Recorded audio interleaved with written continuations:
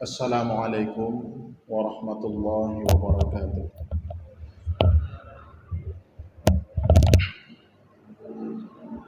Alhamdulillahi rabbil alamin, wassalatu wassalamu ala sayyidina Muhammad wa ala alihi wa sahbihi ajma'in. Wa qala Allah ta'ala fil Qur'anil Karim, bismillahirrahmanirrahim.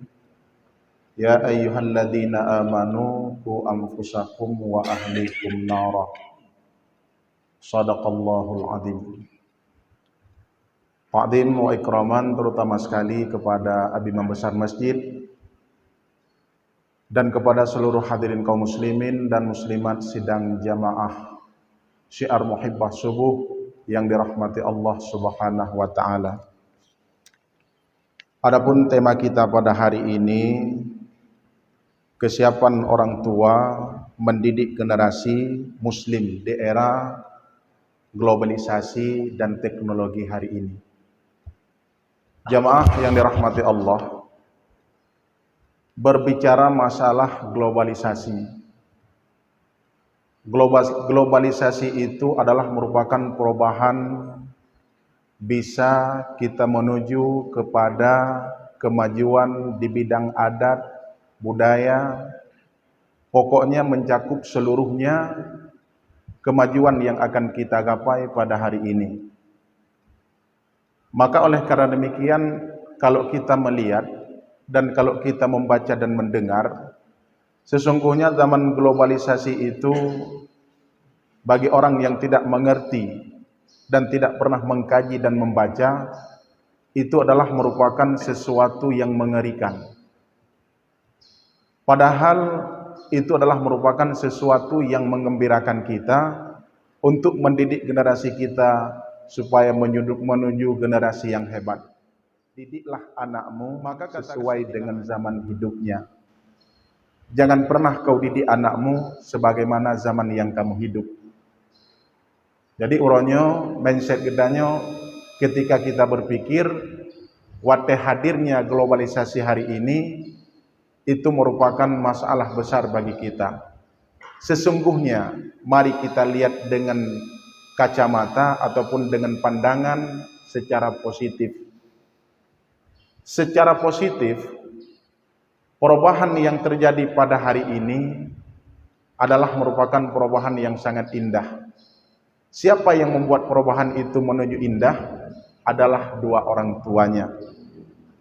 Maka pada pagi yang berbahagia ini, jamaah yang dirahmati Allah Subhanahu wa taala, sejauh mana peranan orang tua untuk mendidik anak-anaknya untuk menuju muslim yang sempurna. Uronyo katanya ngin, ketika ingin membuat satu bangunan yang kokoh, mendirikan rumah yang kokoh, berawal dan bermula itu dari pondasi yang kuat. Ketika pondasi tidak kuat, ya bangunan itu tidak memiliki jaminan yang bagus.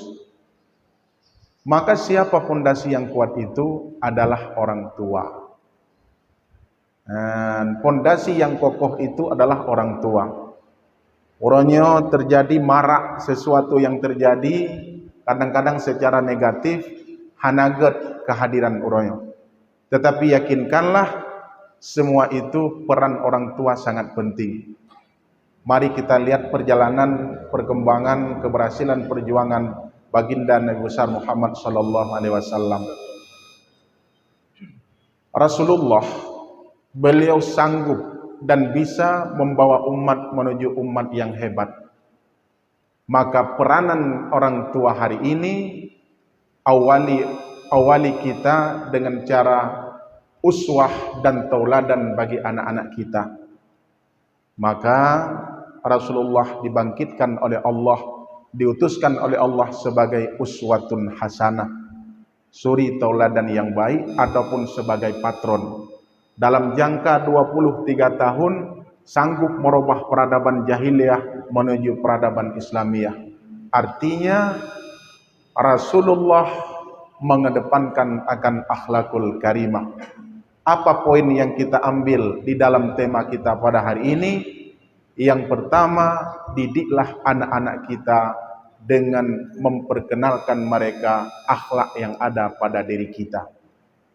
Jadi menyekan dengan akhlak tadi di anak gedanya, sesungguhnya itu tidak akan pernah sukses dan berhasil jamaah yang dirahmati Allah.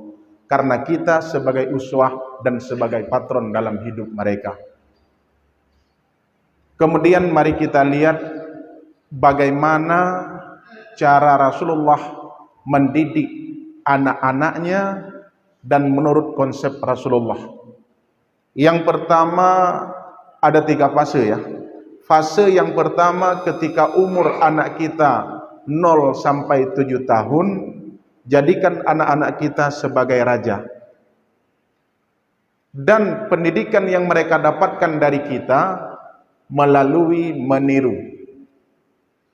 Ingin keadaan gedayang. Apakah kita sering kaki ini melangkah menuju masjid, kemudian sebagai pelajaran karena dengan pandangan mata mereka dan bisa membawaki ilmu itu sampai ke otak mereka. Jadi umur 0 sampai 7 tahun hidup mereka dalam keadaan bermain. Ketika mereka dalam keadaan bermain, sesuatu yang mereka minta ikuti dan jangan pernah menghardik mereka. Itu fase yang pertama. Adapun fase yang kedua, umur 7 tahun sampai 14 tahun, jadikan mereka sebagai tawanan. Tawanan macam mana? Tawanan yang kita tawan mereka, tetapi berikan apa yang dia inginkan. Ketika mereka tidak mau salat, berarti apa ganjaran yang kita berikan kepada mereka. Ketika mereka tidak disiplin dengan waktu, apa ganjaran yang kita berikan kepada mereka. Jamaah yang dirahmati Allah Subhanahu wa taala. Berbicara masalah tawanan itu bukan arti kata orang tua itu jahat. Tetapi tujuan kita untuk menuju mereka yang lebih baik. Kemudian mindset kita yang orangnya, anak yang umur 0 sampai 7 tahun dan sampai 14 tahun, 10 tahun, mereka diperintahkan kepada kita sebagai tanggung jawab dan wajib dengan Allah, dan apabila kita tidak menyuruh, itu hukumnya dosa. Ingatkan mereka, nak, udah salat belum? Kali kata mayang belum? Tugas orang tua menanyai mereka apakah sudah salat ataupun belum. Itu di situ tugas orang tua. Adapun mereka tidak melaksanakannya, belum ada kewajiban karena mereka belum balik. Memukul mereka ketika mereka belum dapat perintah daripada Allah, itu dosa, jamaah yang dirahmati Allah. Jadi baik umur anak ledon ataupun umur anak 5 tahun, dia tidak salat langsung kita hardik. Itu salah dalam mentarbiahkan mereka. Tetapi umur 10 tahun ke atas, ketika mereka tidak salat, hardik dan pukul mereka. Bagaimana cara memukul anak-anak? Ya sudah barang tentu kan lagi dapoh orang yang tabenge, tapi pukullah mereka dengan kasih sayang. Lagi contoh dawa ke DBO, tidak orang agam, seorang suami perempuan yang nusyud, apabila dia dipukul bukan dengan benda berat ataupun kayu yang keras, benda berat. Jadi bawa yang geyu hardi 100 kali, pukullah mereka dengan ujung kain supaya mereka itu menjadi pelajaran dan bisa membuat malu. Jadi kan gepoh sampai mati, kan menasid dalam keadaan tarbiyah mereka, pukullah mereka dalam hal akhlak yang baik dan dalam hal tarbiyah. Yo jamaah yang dirahmati Allah. Sebab sering tangi orangnya konsep itu salah. Umur anak mit 7 tahun, umur anak mit 8 tahun, tapoh hai tim temayang, kadang-kadang bisa membuat mereka takut. Tetapi tugas kita orang tua setiap saat, dalam sehari semalam itu 5 waktu, wajib kita menegur anak-anak kita. Udah salat belum? Yang tanggung jawab kita kan? Udah salat belum? Terus wateleho, anak udah salat belum? Belum, udah masuk salat sana. Tapi dia tidak mau salat, nyan hana tanggung jawab dosa dengan Allah. Tapi yang bermasalah bagi kita dan uronyo tanging jamaah yang dirahmati Allah. Bahkan kadang-kadang orang tua gagal, hanya jawabannya karena mereka tidak memiliki dalam hal mentarbiah anak-anaknya. Kan salah draw tu. Gagal hari ini bukan salah mereka, tetapi di ketika kita tidak bisa. Yang ketiga, fase yang ketiga, umur 14 tahun sampai menuju 24 tahun, jadikan mereka sebagai teman bagi kita. Jadikan mereka itu kita sebagai tempat curhat. Tentang hal apa? Tentang hal pendidikan, tentang hal pergaulan, dan tentang hal yang lain. Jadikan kita sebagai tempat curhat mereka. Menyatangi anak miat dari pon sampai umur mereka 24 tahun, anak-anak dalam hal mentarbiyah, suatu saat mereka akan menaruh dendam kepada kita. Kamhum dapo akan menaruh rasa dendam. Tetapi yakinkanlah jamaah yang dirahmati Allah, anak itu sebagai sahabat bagi kita, bukan musuh dan bukan lawan. Tuan-tuan jamaah yang dirahmati Allah, berbagi cerita BO, kamu jumlah 12 draw. Dalam hal urang syi'lun mentarbiyah kamu, kadang-kadang ada mereka memarahi kami, ada mereka menjadi kami sebagai teman. Nohat uro, taboh moto menyesalah tetap genang dut. Nah, tetap genang dut. Anak karena namboh, tetap di orang tua tetap marah apabila salah. Nah, jadi itulah keberhasilan orang tua. Maka akhlak yang harus kita terapkan dalam kehidupan kita yang mana? Akhlak dengan Allah dan akhlak dengan terhadap sesama. Ketika kita jujur dengan Allah, insya Allah anak-anak kita akan baik dengan kita. Dengan Allah katanya kau berlaku jujur dan memiliki akhlak yang baik, insya Allah jangan pernah ragu anak-anak kita akan mengikuti arah kita. Katanya terlalu bohong dan terlalu sabe-sabe dusta dengan Allah, jangan pernah berharap anak-anak kita itu akan sukses di masa akan datang. Uranyo bandum-bandum draw harus tabangun. Kan anak yang tapaksakan. Sabuh kejadian yang lucu uranyo mungkin kadang-kadang urang si hanampum. Kejadian yang lucu tanging uranyo kan berdasarkan syariah. Ketika anak mit galom balik dipaksakan mereka untuk memakai pakaian muslimah. Pakai pakaian anak inang sampai pakaian muslimah, pakai jilbab ataupun sampai itu pokoknya pakaian muslimah sebagai warna ataupun sebagai wajah muslimah. Tetapi orang tuanya bagaimana cara berbusana? Bukan busana muslimah. Ma itu iliwa kuncium. Anu ibu Honda ataupun ibu motor, anaknya pakaian muslimah, ibunya pakaian kebarat-baratan. Nyo budak, apa yang terjadi hari ini? Kenapa anak-anak tidak bisa berubah di masa akan datang? Karena anak bisa melihat kepada orang tuanya sebagai contoh. Nyo bandum-bandum jamaah yang dirahmati Allah. Maka oleh karena demikian, di dalam surah At-Tahrim gebegah, ya ayyuhalladzina amanu qu anfusakum wa ahlikum nara. Wahai orang-orang yang beriman, jagalah dirimu dan keluargamu daripada api neraka. Jagalah dirimu dan keluargamu daripada api neraka. Karena apabila kita hanya siap untuk mentarbiyah mereka, neraka sebagai jawaban dari Allah Subhanahu wa taala. Lungkoh ke DBU. Uronyo, percaya ataupun tidak percaya, jangan paksakan keberhasilan anak-anak kita di tangan istri kita. Jangan paksakan didikan di tangan istri kita. Tetapi kewajiban dan tanggung jawab anak-anak kita adalah di kita. Orang inang tamang syurga dengan ridha kita. Tetapi kita menuju ridha Allah ketika kita bisa memberikan tanggung jawab dan kewajiban dengan Allah mentarbiyahkan anak-anak kita. Orangnya tak berangkat hoyang galak dejir.